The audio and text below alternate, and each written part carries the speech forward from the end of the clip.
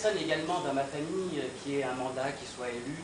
Je n'ai aucun héritage politique à défendre. J'ai aucun héritage du tout d'ailleurs à défendre.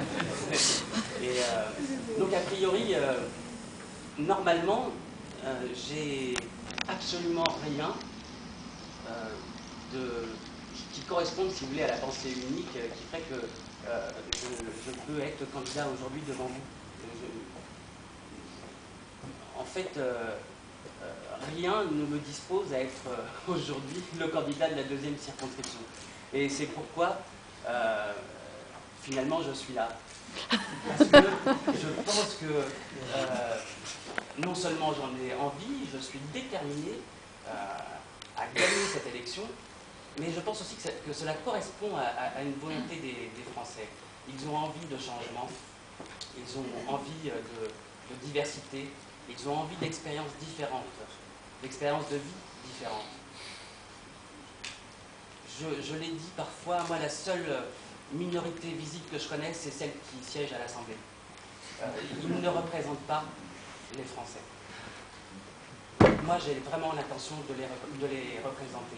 Et je parle d'expériences de vie différentes parce que je pense que le cumul d'expériences de vie à l'Assemblée nous permettra de faire face aux défis qui nous attendent. Et je pense que ça nous permettra de faire face à ces défis beaucoup mieux que le cumul des mandats.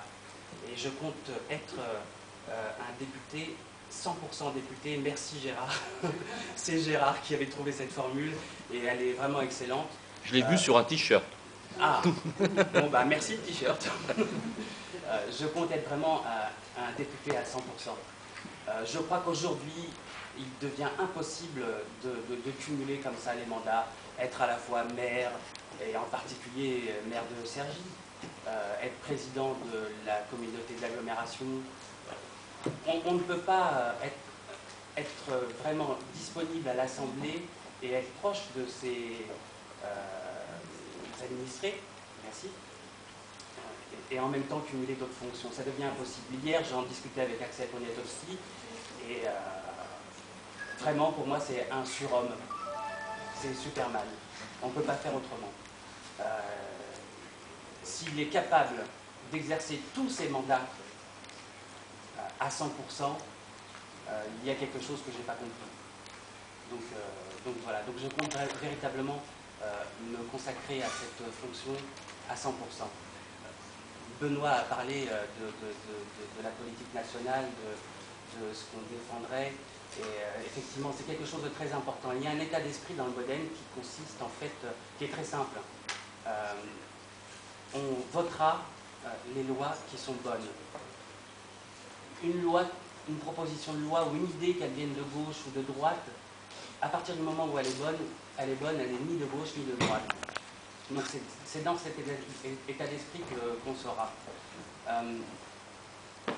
Effectivement, si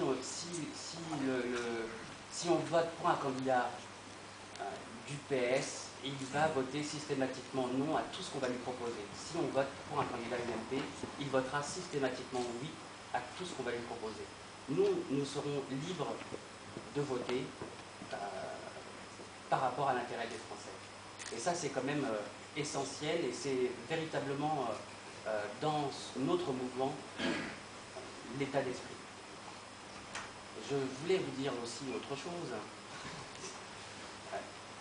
La moyenne d'âge, oui c'est ça, la moyenne d'âge au Modène des candidats, c'est 45 ans. Donc très très jeune. La salle au Zénith, à mon avis, ça devait tourner autour de 30 ans. Donc il y a véritablement un avenir, il y a une volonté et un espoir dans cette jeunesse. On a été accueillis par des jeunes au cours de cette campagne à Ony, dans le quartier des Moulinards. Ils nous ont accueillis dans leurs petits locaux, on a discuté.